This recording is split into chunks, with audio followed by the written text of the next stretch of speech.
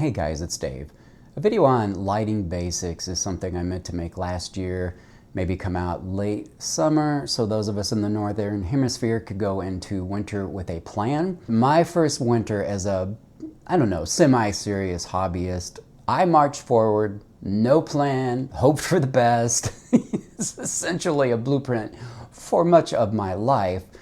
It didn't go well. I lost a lot of plants, other plants suffered, got set back. I had no idea how dramatically dark days, even plants right in front of otherwise good windows, would be affected. Later last year, SANSI reached out to me to see if I'd be interested in reviewing a product from them. Yes, I would. I already had my eye on the telescoping tripod with 3 adjustable heads on it, with their brand new bulb. If you are already familiar with lighting, you've got that down cold, and you're just curious about the review, let me give most of it to you right now because it is incredibly difficult to video light bulbs, like to show something different or how it's effective or make it look interesting, frankly. The older powerful light bulbs look like this. This is the 24-watt bulb. This chunker is the 36-watt bulb. They're incredibly heavy. This one was in one of my antique lamps with a beautiful cut glass shade. I used to have a beautiful cut glass shade.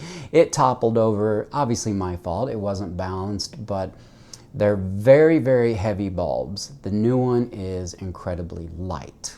The other thing I didn't really love about the old ones, didn't care for how the lights all protrude beyond the edge of the lamp. This is incredibly bright, and so I like to use milk glass shades and then use these as a pendant, and it looks like it's just a normal bulb, but it lights up the rim of the shade, and it's very distracting. My eye is always turned towards that, or it's just kind of like burning into it because these are incredibly bright lights. So you about have to have a solid shade. I have to have a solid shade to use these, which is really not a big deal, but something to note. This is the new bulb, and they have added red LEDs in there, and it is small and more powerful than the other 2 bulbs.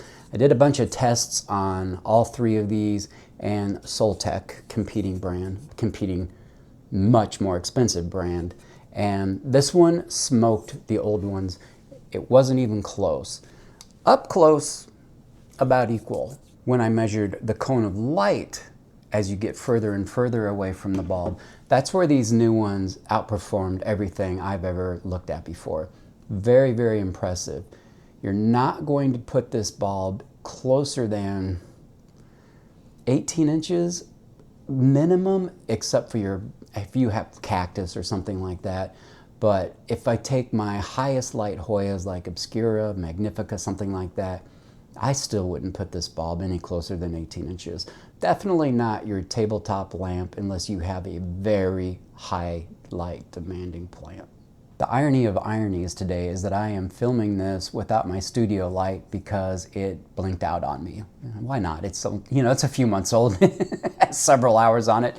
It happens. By chance, the one SANSI bulb that I unboxed and tried out was defective. Now, I didn't know that right away, but they are proud of, and rightfully so it turns out, that these run incredibly coolly.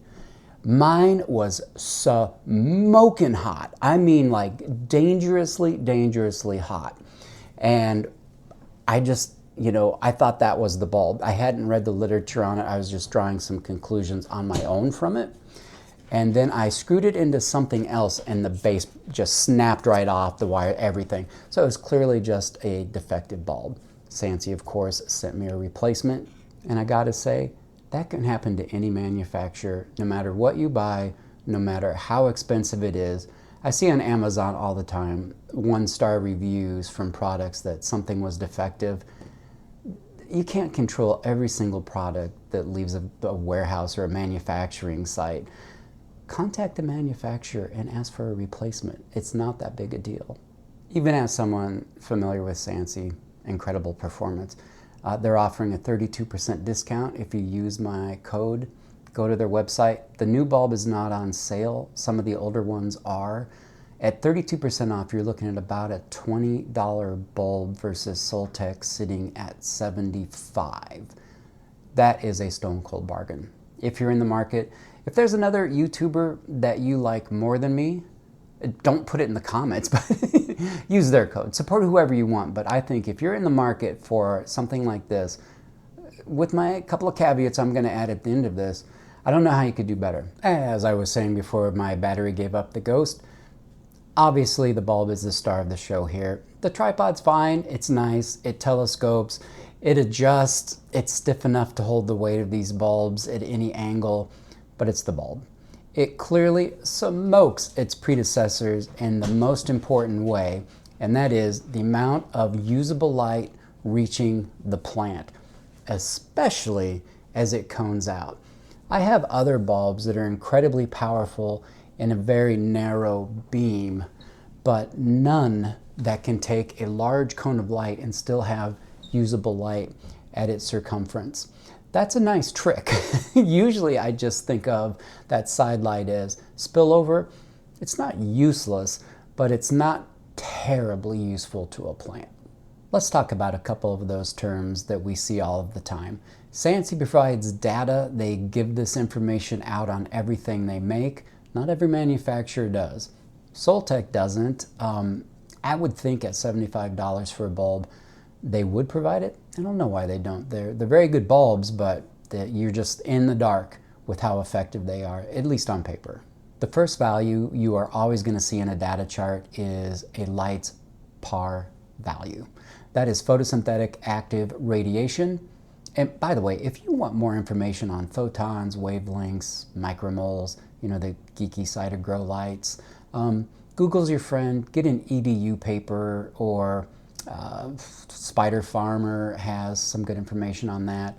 We're keeping it real simple here. Photosynthetic active radiation at its simplest definition is the type of light that a plant can use to photosynthesize. That's it. The next measurement you'll see is the one I use all of the time, and that is ppfd. So once that light has left the bulb, we have photosynthetic photon flux density. A mouthful for sure, but it's just a measurement of how much of that usable light is making it down to the canopy of the plant. I use an app called Photon to measure ppfd. You have to purchase them separately, but I think it's like $5.50 to get full spectrum LED and then natural light. So for about $11 or $12, the most useful tool I have ever purchased in the plant hobby. I can take them to any window, any shelf, any light manufacturer, and have an exact measurement. It doesn't have to be a medical grade instrument. I just need to be able to compare it to successes I've already had. I know what I'm getting into. So it's been incredibly useful to know when I put up like my new shelves, where am I at with ppfd? How high can I get this plant up, etc. and so forth. Foot candles is very widely referred to in measurements in growing indoor plants. To me, it's an outdoor grow measurement only. If you're growing in a nursery and you're using only sunlight, foot candles will be an excellent reference for you. For me as an indoor grower, the very definition of a foot candle is how much of a point source light, a candle, can illuminate evenly the surface of 1 square foot, as perceived by the human eye. That's the important part here. It's not what is usable for a plant to photosynthesize, it's what can our eyes, with hopefully working pupils, see in 1 square foot. If you've had success with it, for instance, who would have success with it? If I only used one kind of light, SANSI everywhere in this house, then I could extrapolate what has been successful with what kind of plants. But if ppfd is available to me, that's what I'm going to measure it in. Last up is one I get asked a lot about, and it's a term that gets thrown around broadly. It's chlorosis. Chlorosis is those yellow leaves that is specific to a nutrition deficiency almost exclusively. It'd be iron, nitrogen, magnesium could be also, but it's usually an iron deficiency. So that is chlorosis. Light bleaching is from blasting your leaves with too much light. If it's truly light bleached, you have destroyed the chlorophyll pigments. That's permanent, irreversible, nothing you can do about it.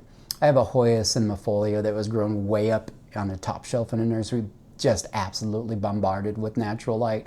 Those will be light yellow until they die off one day and fall away from the plant. It does not look like that's going to happen anytime soon. Now, if your leaves are getting simply too light green or beginning to turn yellow, there's definitely hope if they're light green. Now, you orchid growers that are getting them to bloom often need light green leaves, but you can pull those back from the light. They will green up. They'll be prettier for you. When they start turning yellow is when you're in the danger zone. Kind of like note to self, more is not always better. I realize the irony of me saying that, but it is true. Now, my new tripod light, telescoping tripod light. Two criticisms I have seen of this: that it's not as tall as people thought it would be. My friends, the specifications are right there for everyone to see. If it is not as tall as you thought it would be, you didn't read that important part of the literature. The other thing is that this will topple over if you even breathe near it. Now, while these are dramatically lighter than their predecessors are, they still weigh something. But, right again, in the literature, SANSI recommends that you distribute the weight. In other words, not have all three on one side of the tripod. Would I put any vertical lighting, be it from Mother, Barina, SANSI, whoever else makes it, in the way of a child or like my German Shepherd? No, I would not, because that's called common sense. Yes, I'm just going to throw this up on my dining room table to show you that this is a remarkably stable product. The base is adjustable, so I have given up a slight bit of height to have all three tripod legs lay flat against the ground. The other thing to consider, and this is the part where I earlier said I can't believe I have to explain how a tripod works, but it's the chandelier that many of you have seen me hit. There are three legs to a tripod. If you put all the weight onto a front leg like this where there's no balance, it will topple. If you put more of the weight, say two of the lights, where there is this lateral support, it's not going to topple. That's how a tripod works to all those one-star reviewers. Finally, in terms of functionality, it comes with this panel of three rocker switches, so obviously one per bulb. It's located at the plug, however. Depending on where you're going to put this, that could be relatively inconvenient. The other thing to note is that while this has a reasonably long standard cord, 6 feet, because it's elevated, you're going to lose a lot. Because it's elevated and the cord is all the way at the top, you're going to lose a lot of that cord. So it probably will require some form of extension cord or to be very near a plug. Now, it's probably not going to be very often that I would only want to use 1 or 2 bulbs at a time, and I use smart timers on everything. I have no time for turning on and off grow lights around this whole house. Caveat for the SANSI tripod, not meant for people that are going to have it in the way of pets and dogs. Obviously, I just said that. But the color temperature is 4000 K, and I wish I could take you into my living room right now and kind of show you it against maybe some other plants, but we're having a rare, incredibly sunny day in January, and I've tried to film it. It just doesn't show up. It doesn't really do anything at all. But it's 4000 K, and that is midday sun, so full spectrum on the cool side. Not like a 6500 K full white bulb that looks like maybe a dentist office, but closer to that side than say like a Soltec, which is very warm. I know for a fact that some of you prefer that cooler white. You've written and you've told me that when I talked about Soltech. In my, what was it called? Favorite products or best products or something like that, I reviewed Mother, Soltech, and SANSI. And then I said, in terms of aesthetics, I preferred the Soltech, $75 a bulb, or $200 for the aspect pendant lights, but that SANSI was the go-to bulb. I got some snarky comments about it's, Soltech's just an overpriced warm bulb, and I don't know, as my very southern family would say, mind yourn. But for bargains, $20 a bulb, there's no question.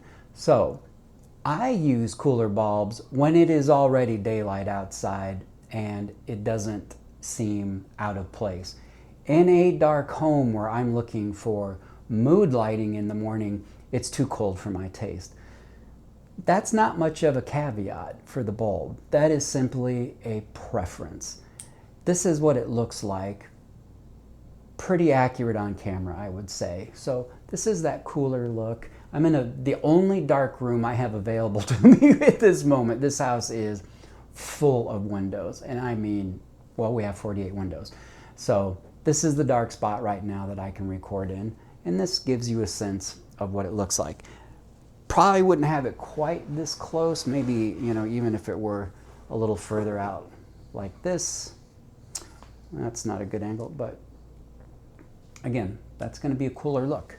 If you've made it this far, I know you're already a fan of mine, so I'm going to mention more formally, I do have a Patreon up. It's a lot of fun over there. It's going to be plenty and less plenty, some stuff that doesn't really fit on this YouTube channel. 7-day free trial. If you're interested in checking that out, I'd appreciate it. But we have covered the basics. PAR, what kind of light does that bulb put out and how much of it does it? PPFD, how much of that usable light makes it down to the plant at distance? And foot candles and lux. Not a measurement I would ever use unless I only grew under natural lighting or used all the same kind of bulbs where it would be repeatable everywhere I went. I have spent a few years perfecting lighting. Perfecting might be a little too strong a word, but I have had a lot of experience playing with the nuance of plant placement. What I like about this is I will be able to shine a light on the front of plants that are up high and grow plants down low. So if I wanted to have a philodendron crawler, for instance, to fill up some space and look really nice, I can do that. Overhead lighting, which I use a lot of, strip lighting, that's great, except that any leaf that's not getting that kind of direct light is not getting light. So I use vertical lighting, and that's why I've had my eye on this one, because most vertical lighting is just vertical. There's no way to maneuver. No surprise, I have no qualms about recommending this product. Those bulbs are incredible. You'll know who you are in terms of color temperature. I'm warmer when it's dark in the room. I don't mind cooler lights when it's very bright. Yeah, you'll know who you are. 100% recommended product. Come see me again in the next one real soon, okay? Bye-bye.